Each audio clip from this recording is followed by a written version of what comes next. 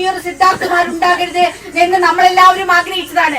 ആ സിദ്ധാർത്ഥിന്റെ മറ്റൊരു രൂപമാണ് ഇവിടെ കാണുന്നത്. ഇവിടെ അധ്യാപകരുടെ ആ ഭാഗമായിട്ട് റാഗിങ് ഉൾക്കൊള്ളുകയാണ്. വളരെ പ്രയാസപ്പെട്ട് നമ്മുടെ വിദ്യാർത്ഥികൾ പഠിക്കേണ്ട ഒരു സാഹചര്യം, അവർക്ക് കളർ കുറഞ്ഞതിന്റെ പേരിൽ അല്ലെങ്കിൽ പിന്നോക്ക വിഭാഗത്തിൽപ്പെട്ടതിന്റെ പേരിൽ അവർ നേരിടേണ്ടി വരുന്ന അധിക്ഷേപങ്ങൾ എങ്ങനെയാണ് നമുക്ക് സഹിക്കാൻ കഴിയുക?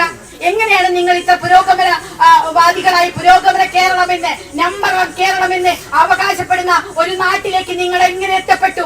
ഇതുപോലുള്ള സംസ്കാരങ്ങൾ, ഇതുപോലുള്ള പ്രവർത്തനങ്ങൾ ഈ കേരളത്തിൽ ഉണ്ടായിട്ട് ഈ കണ്ണൂർ പോലുള്ള ഒരു പ്രദേശത്ത് നോക്കൂ, വേറെ എവിടെയുമല്ല, കണ്ണൂരാണ് ഇത് നടന്നത്. കണ്ണൂർ എന്ന് പറയുന്നത് പുരോഗമന പ്രസ്ഥാനത്തിന്റെ ഈറ്റില്ലമല്ലേ? ഇവിടെ ഇത്തരം കാര്യങ്ങൾ നടന്നിട്ട് എന്റെ ഇവിടുത്തെ അധികാരിയുടെ ശ്രദ്ധയിൽ ഇവിടെ ഇതുവരെ ഇല്ലാതെ പോയി. ഇവിടുത്തെ MLA ഉൾപ്പെടെയുള്ള ആളുകൾ, ഇവിടുത്തെ കേരളത്തിന്റെ ബഹുമാനപ്പെട്ട മുഖ്യമന്ത്രിയുടെ മൂക്കിന് താഴെയുള്ള ഈ സ്ഥാപനത്തിൽ ഇതുപോലെ വിദ്യാർത്ഥികൾ മാനസികമായി പീഡനങ്ങൾ അനുഭവിക്കുന്നു.